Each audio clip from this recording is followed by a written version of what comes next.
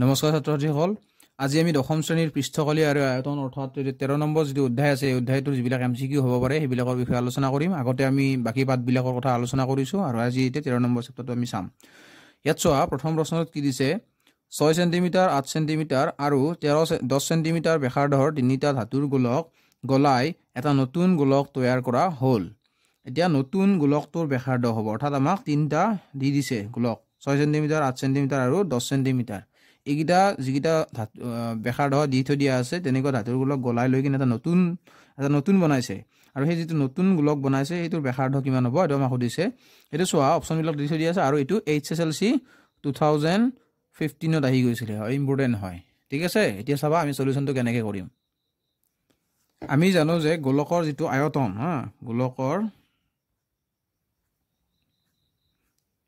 গোলকৰ আয়তনটো কেনেকৈ লিখে 4/3 পাই r কিউব এতিয়া চোৱা ইয়াত আমাৰ এটা দি থৈ দিয়া আছে 6 সেন্টিমিটাৰ এটা দি থৈ দিয়া আছে 8 আৰু এটা দি থৈ দিয়া আছে 10 এতিয়া আমি যদি গোটেইকেইটা চাব যাওঁ ধৰি ললো প্ৰথমটোৰ r1 বুলি ক'লো 4/3 পাই r1 কিউব যোগ 4/3 পাই r2 হোল কিউব প্লাস 4/3 পাই r3 কিউব এতিয়া চোৱা তোমালোকে দেখিবলৈ পাইছা 4/3 আৰু পাই এইখিনি সবতে আছে গতিকে কমন ল'ব পাৰিম r1 cube plus r2 cube plus r3 cube 4/3 পাইটো থাকি যাব r1 মানে কিমান আছে r1 মানে আছে ইয়াতে 6 কিউব r2 মানে আছে 8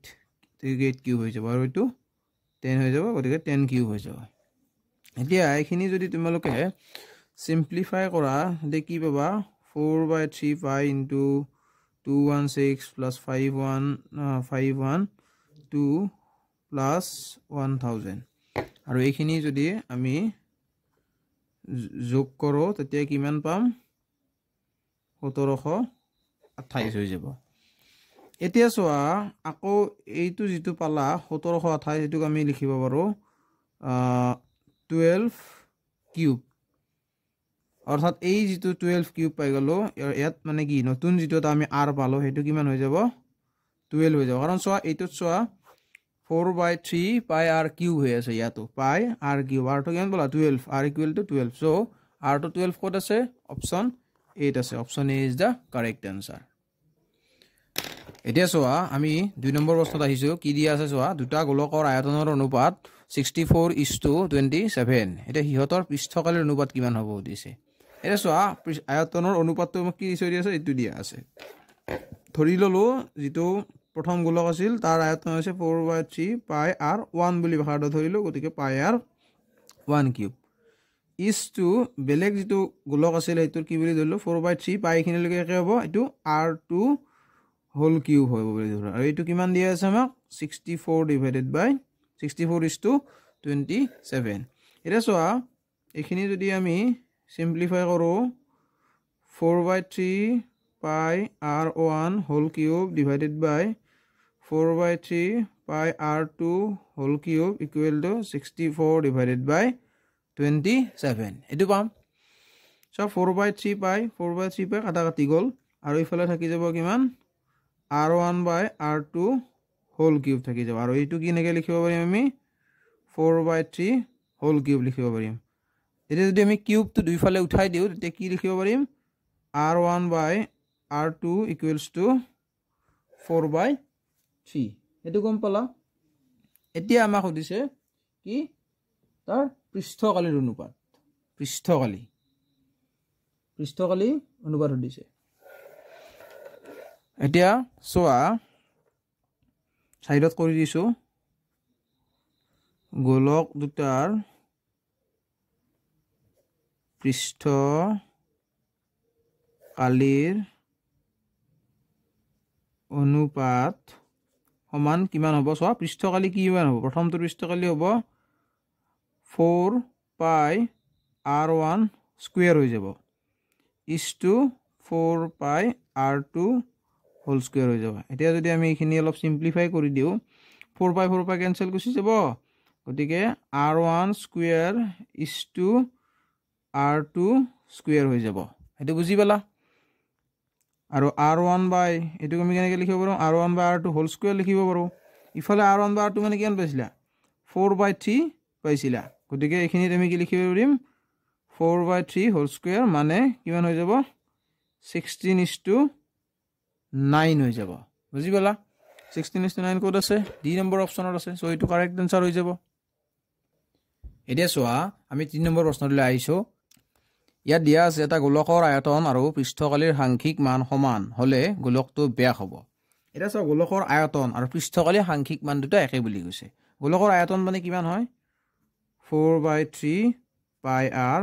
কিউব আৰু পৃষ্ঠকালীটো সমান বুলি কৈছে সমান পৃষ্ঠকালী কিমান 4 পাই r স্কয়াৰ এটো দেখিলা এটা চোৱা ইয়াতে এতিয়া যদি আমি এইটো সমান বুলি কৈছো দি আছে ন ইয়াতে চোৱা 4 টো এতিয়া আমি 4 টো ইয়াতো আছে 4 টো ইয়াতো আছে গতিকে 4 টো ক্যান্সেল কৰি দিব গতিকে থাকি যাব কিমান আৰু 4 টো ইয়াতে আছে পাই টো ইয়াতে আছে 1/3 r কিউব সমান r স্কয়াৰ হৈ যাব এতিয়া চোৱা যেতিয়া ইফালে এটা r থাকি যাব 1/3 r স্কয়াৰ দুটা স্কয়াৰেৰে হৰণ কৰি দিম তেতিয়া কি হৈ যাব ইফালে r স্কয়াৰ হৰণ কৰিলে 1 হৈ যাব আৰু ইফালে r কিউব r স্কয়াৰ হৰণ কৰিলে r থাকি যাব আৰু তাৰ পৰা যদি আমি r2 উলিয়াই লব পাৰো কিমান পাই যাম 3 পাই যাম r2 কিমান পালো r2 পাই গলো 3 সো ব্যাসাৰ্ধটো আমি কি পালো ব্যাসাৰ্ধ যেটো আছে হেতু পালো 3 একক আমাক সুধিছিলে ব্যাস সো এতেকে ব্যাস সমান 6 একক 6 টো কোড আছে অপশন বি ত আছে so option B is the correct answer বুজি পালা নিশ্চয় এটো তোমালোকে এতিয়া আমি নেক্সট কোৱেশ্চনত আগবাঢ়িছো 4 নম্বৰ কোৱেশ্চন দিটো হ'ব এয়া সো আমি 4 নম্বৰ প্ৰশ্নত আহিছো প্ৰত্যেকৰে আয়তন 64 ঘন সেন্টিমিটাৰ বিশিষ্ট দুটা ঘনক মুৰে মুৰে সংযোগ কৰা হল তেনেহলে চৌপলটোৰ পৃষ্ঠকালী হ'ব আমাক কি বুলি কৈছে চোৱা 64 ঘন সেন্টিমিটাৰৰ দুটা ঘনক অৰ্থাৎ ঘনক দুটা লৈছে এইটো এটা ঘনক আৰু এই পিনে আৰু এটা ঘনক কি কৰিছে জোৰা লগাই দিছে এতিয়া চোৱা এই দুটাৰ কি বুলি কৈছে 64 ঘন সেন্টিমিটাৰ তাৰ আয়তন বুলি কৈছে আয়তন এটা আয়তন যদি 64 ঘন সেন্টিমিটাৰ এটা বাহু কিমান হ'ব লাগিব 4 সেন্টিমিটাৰ হ'ব লাগিব গতিকে বেলেগটোৰ কিমান হ'ব 4 সেন্টিমিটাৰ এই যেটো টোটাল যেটো আছে ইয়াৰ টোটালটো কিমান হ'ব 4 + 4 = 8 সেন্টিমিটাৰ হৈ যাব আৰু এই ফালৰ লেংথটো কিমান আছে এই ফালৰটো এখিনি কিমান আছে 4 আছে আৰু এই ফালে কিমান হৈ গল টোটাল 8 হৈ গল এতিয়া আমাক কি দিছে চোৱা চৌপলটোৰ পৃষ্ঠকালী এটা চৌপলটোৰ পৃষ্ঠকালী কবলৈ গলে আমি ইয়াত l টো কিমান পালো চৌপলটোৰ 8 পালো অৰ্থাৎ এই যেটো টোটাল যেটো আছে চৌপলটোৰ l টো 8 পালো b টো পালো 4 আৰু h টো পালো 4 এতিয়া চৌপলৰ যেটো সূত্ৰ আছিল পৃষ্ঠকালীৰ 2lb হোল bh যোগ lh ঠিক আছে lb কিমান আছে 8 পূৰণ 4 bh কিমান আছে 4 পূৰণ 4 আৰু lh কিমান আছে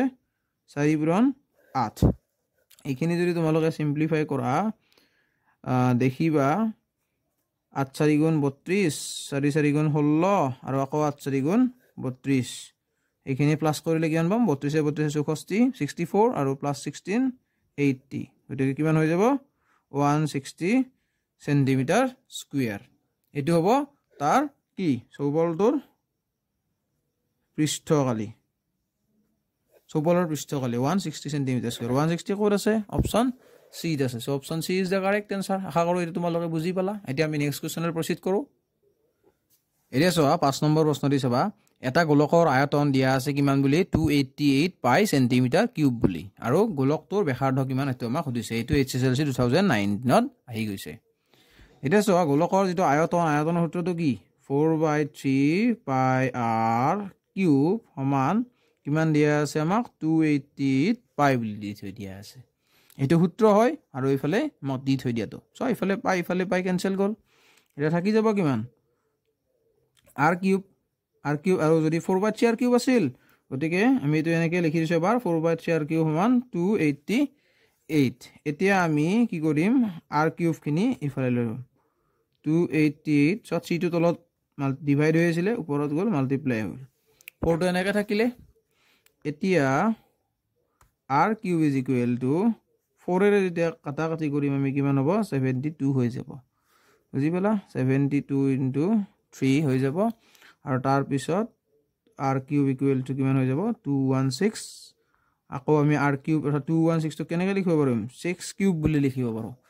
সো এতেকে r equal to কিমান হৈ যাব 6 cm হৈ যাব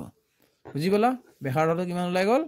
r equal to 6 cm হৈ গল আৰু 6 cm ক'ত আছে অপচন C আছে so option C is the correct answer এতিয়া সোয়া 6 নম্বৰ প্ৰশ্নত কি দিছে এটা ঘনকৰ পৃষ্ঠকালি 600 মিটাৰ স্কয়াৰ হলে ঘনকটোৰ প্ৰতিটো দাঁতিৰ দৈৰ্ঘ্য কিমান সুধিছে অপচন এ দিয়া আছে 15 সেন্টিমিটাৰ অপচন বি দিয়া আছে 10 মিটাৰ অপচন সি দিয়া আছে 8 মিটাৰ অপচন ডি দিয়া আছে 5 মিটাৰ এটো কেতিয়া আহিছিল HSLC 2022 আহিছিল এৰা সো ঘনকৰ যেটো পৃষ্ঠকালি সূত্ৰটো কি 6l স্কয়াৰ হেতু মানে কিমান দিয়া আছে 6 হৰি থৈ দিয়া আছে এটা বেলেগ কোন একদম সিম্পল l স্কয়াৰটো যদি আমি উলিয়াম 6 হৰণ 6 হৈ যাব সো l স্কয়াৰ মানে কিমান হৈ যাব 100 হৈ যাব আকৌ আমি l স্কয়াৰ অৰ্থাৎ 100 তো কাক লিখিব পাৰো স্কয়াৰ 10 স্কয়াৰ সো যেতিয়া আমি দুইফালে ৰুট লৈ দিম তেতিয়া কিমান হৈ যাব l ইকুৱেল টু কিমান হৈ যাব 10 হৈ যাব সো অপচন এটো 10 metre option B is the correct answer এটা একদম ইজি কোশ্চেন বুজি পালা তোমালোকে নেক্সট কোশ্চেনলৈ আমি যাও এতিয়া আমি আহিছো 7 নম্বৰ প্ৰশ্নত কি দিছে চোৱা ঘনকৰ পৃষ্ঠকালি যদি 486 সেন্টিমিটাৰ স্কয়াৰ হয় তেন্তে ইয়াৰ আয়তন হ'ব অপচন বিলাক দি থৈ দিয়া আছে আৰু এটো HSLC 2023 আহিছিল এটা ঘনকৰ পৃষ্ঠকালি কিমান দি থৈ দিয়া আছে 486 ঘনকৰ পৃষ্ঠকালি সূত্ৰটো কি আছিল অলপ আগত চাইছিলো আমি 6l স্কয়াৰ সমান 486 এটো আমাক দি থৈ দিয়া আছে l স্কয়াৰ তো যদি আমি ইফালে ৰাখি দিম 486 ডিভাইডেড বাই 6 হৈ যাব সো l স্কয়াৰ মানে কি যাব 6 এৰে এতে চোৱা 8 বাৰ কাটাকাটি গল আৰু ইফালে একবাৰ গুছি যাব সো 81 হৈ যাব এটোৰ পৰা ডাইৰেক্ট তোমালোকে উলিয়াই দিব পাৰা l ইকুৱেল টু কিমান 9 অৰ্থাৎ আমি l তো কিমান পাই গলো 9 এতিয়া আমাক লাগে কি ইয়াৰ আয়তনটো লাগিব আমাক এতেকে আয়তন মানে কি আকৌ আয়তন হৈছে ইয়াৰ সূত্ৰ হৈছে l কিউব l তো কিমান পালা 9 পালা 9 কিউব সেন্টিমিটাৰ কিউব আৰু 9 কিউব মানে কি 9 into 9 into 9 আৰু ইফালে ইউনিটটো তো কিমান হ'ব সেন্টিমিটাৰ কিউব হ'ব গতিকে 3টা 9 পূৰণ কৰিলে তোমালোকে গম পাবা যে 729 পাম আৰু 729 কোনটো অপচনত আছে অপচন ডি আছে সো এটো আনসারও আমার ওলাই গল এতিয়া আমি নেক্সট কোশ্চেনলৈ যাও